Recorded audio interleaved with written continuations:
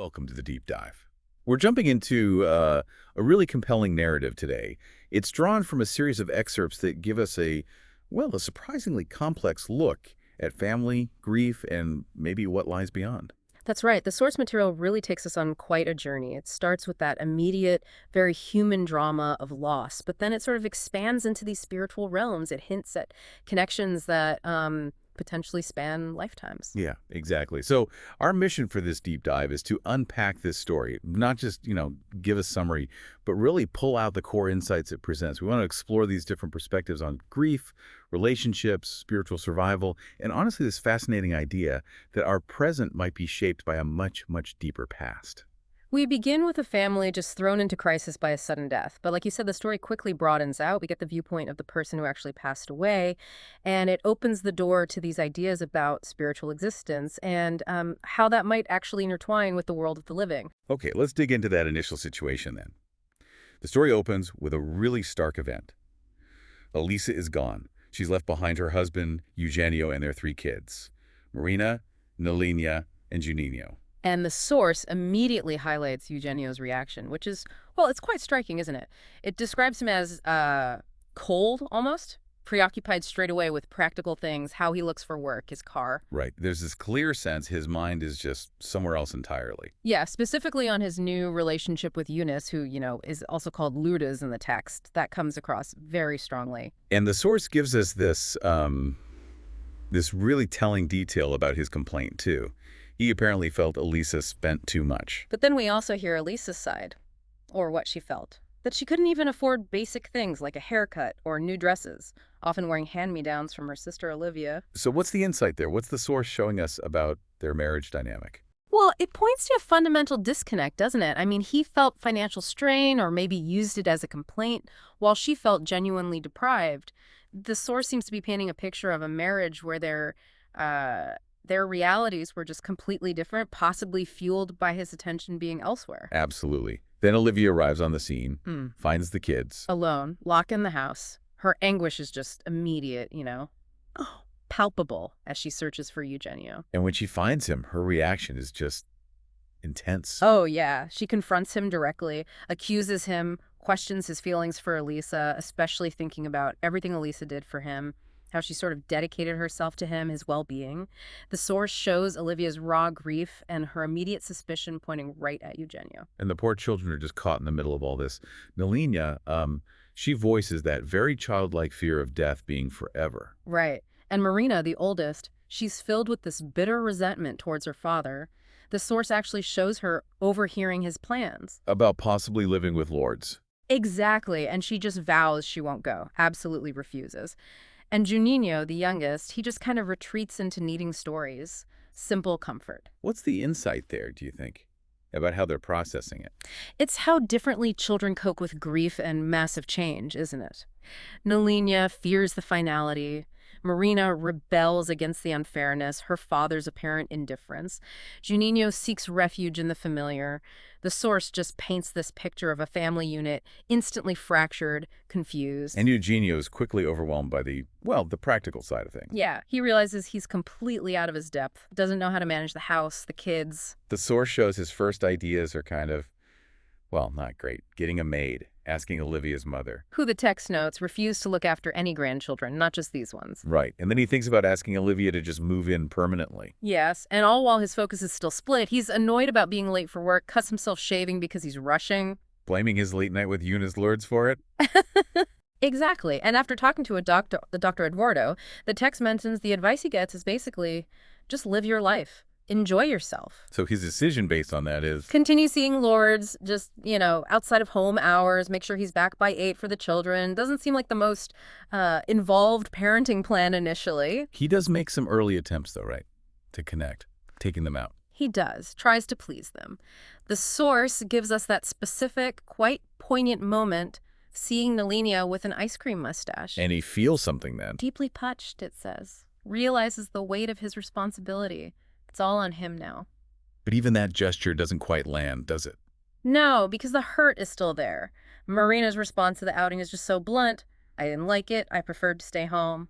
It really underscores her resistance, the depth of the wound. Yeah, it shows that those gestures, they aren't easily accepted when trust is well, broken. Precisely. The insight seems to be that rebuilding that connection takes more than just a trip to the zoo.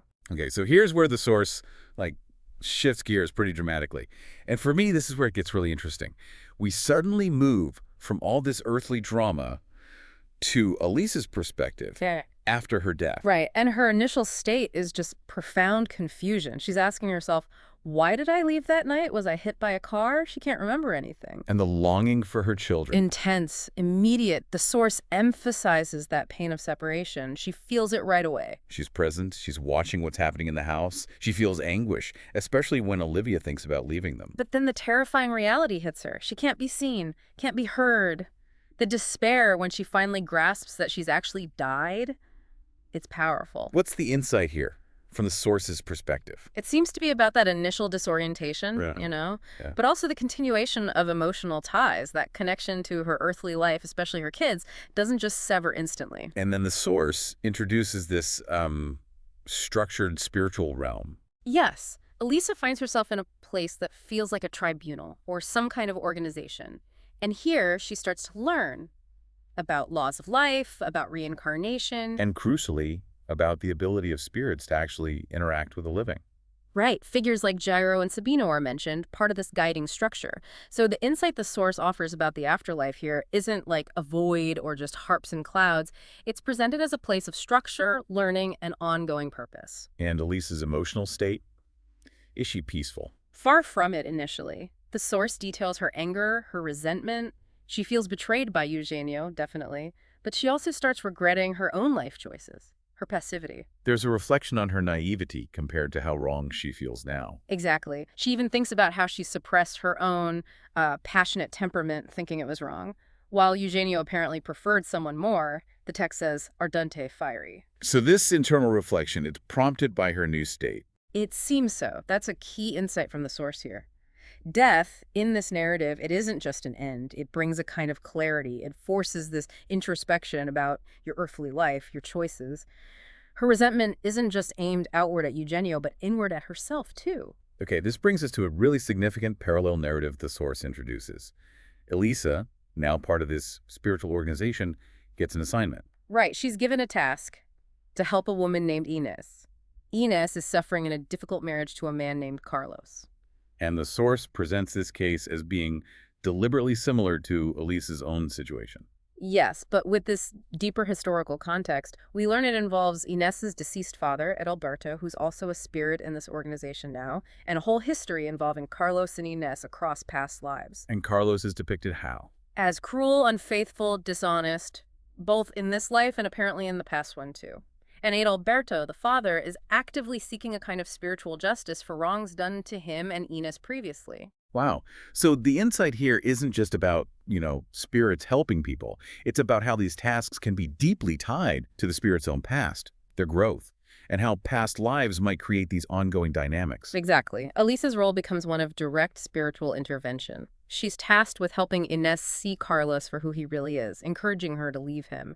And she learns specific techniques to do this. Techniques? Like what? Yes. The source describes her learning how to use energy, it calls it magnetization, to influence the living. This is presented as a way spirits can subtly affect thoughts, feelings, maybe even circumstances back on Earth. The narrative follows Elisa's attempts then. We see her trying to influence Inés. We do. We see Inés's despair, her physical health declining.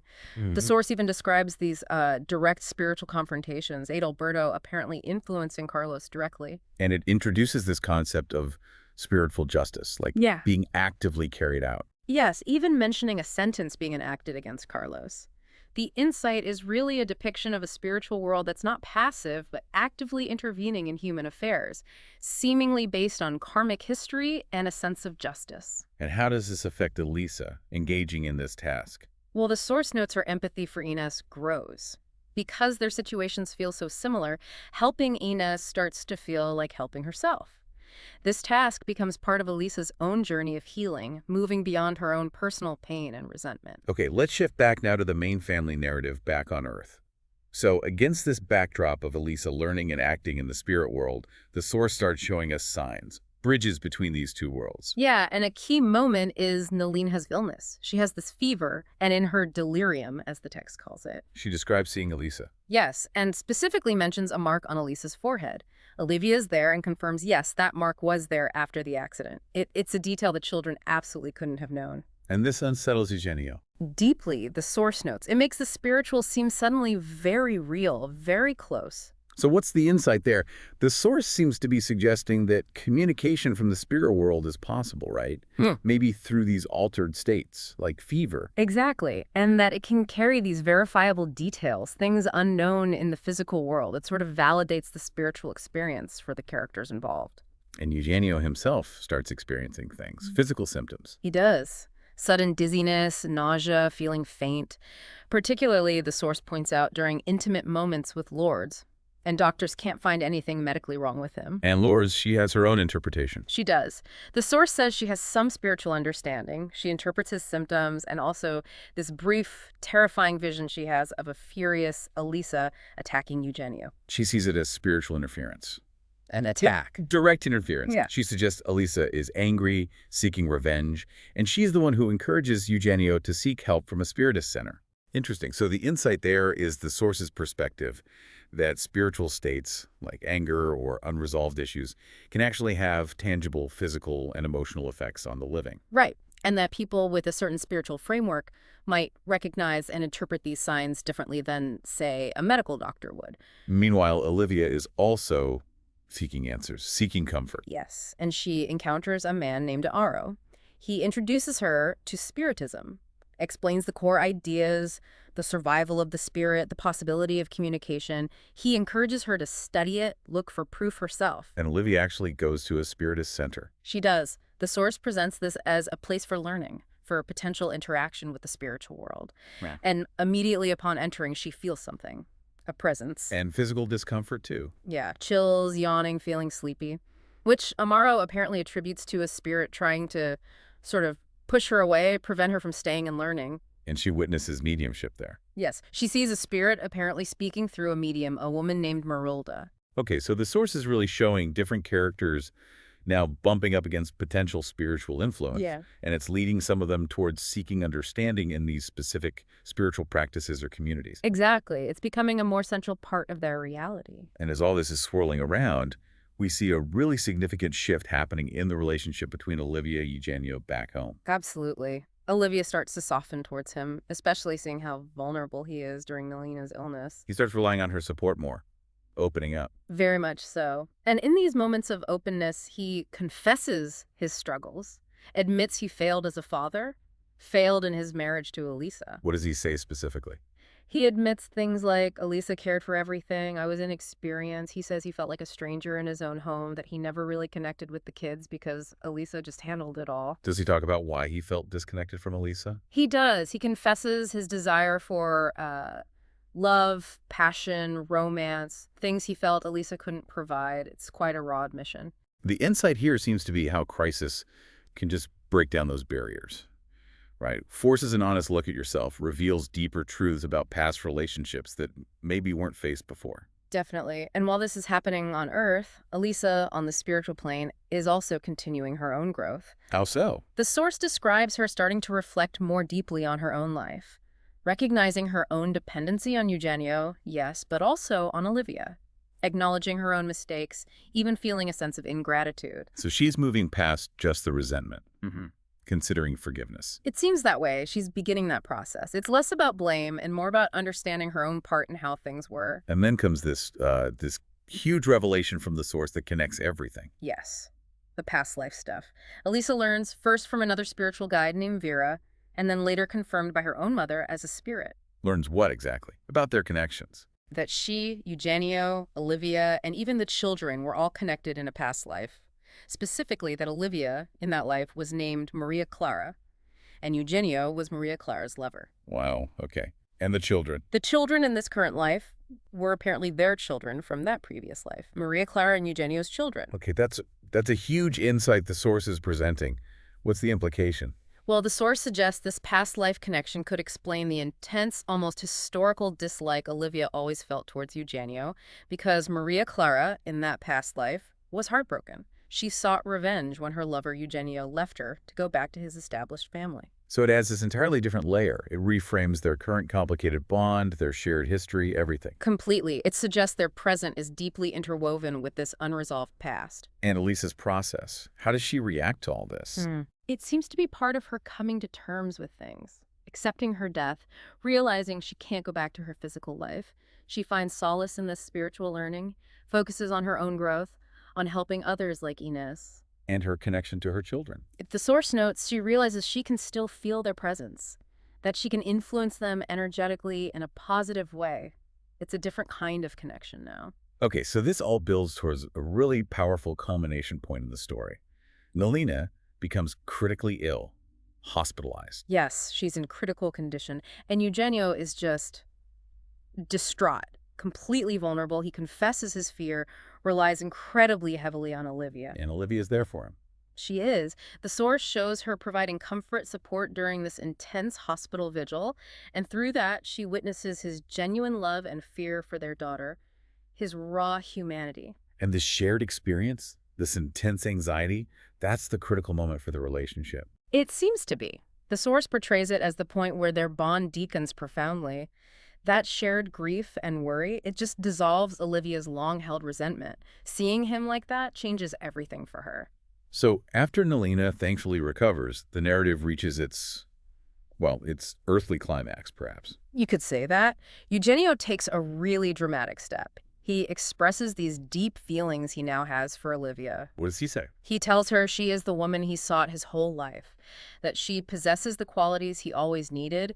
He even explicitly says his marriage with Elisa was a mistake from the start, citing their different temperaments. Wow, he really puts it out there. He does.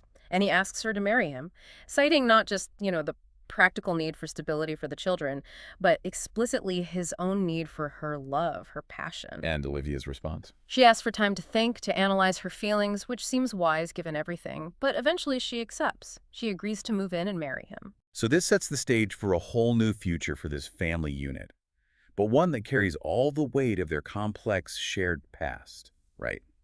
Both in this life and, according to the source, maybe others too. Exactly. It's a new beginning, but one deeply informed by everything that came before. It might heal old wounds or maybe navigate new complexities rooted in that shared history. And Lisa, what's her perspective as this happens? Well, from the spiritual realm, she observes these events. The source shows her continuing her own journey, learning, helping others like Inés, accepting her new reality. She's no longer solely focused on revenge or her own loss. She's seeking peace, understanding. It seems so. And acknowledging her own past mistakes in the whole dynamic, her journey doesn't just end when the earthly plot finds a resolution. It continues on a different plane. So this deep dive, it really took us on quite a ride, didn't it? From that raw, immediate grief and conflict within a family. Right, dealing with sudden loss. Into this spiritual realm, watching the deceased navigate a completely new reality. Exploring that parallel story, suggesting spiritual justice, past life karma.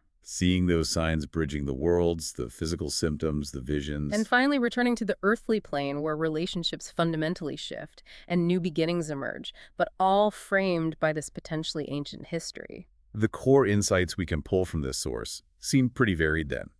There's the shock and confusion of that spiritual transition. Yeah, and the potential for spiritual intervention, maybe even justice, based on that karmic history idea. The suggestion that our earthly relationships can be influenced by unseen forces, or maybe rooted in these past life dynamics. And the transformative power of self-reflection, forgiveness, both for the living and the deceased in this story. And how shared crisis can just completely shift perspectives and break down old barriers. Definitely. It covers a lot of ground thematically. It really does. And it leaves us with a truly provocative thought to maybe chew on, building right on the source's central kind of radical premise. What if the deepest connections, maybe the most intense conflicts you experience in your own life, what if they aren't just starting now? What if they're echoes of journeys you've already taken long before this life? What might you learn about yourself, about others, if you considered the possibility of a much, much longer story playing out underneath the surface of the present? Something to think about.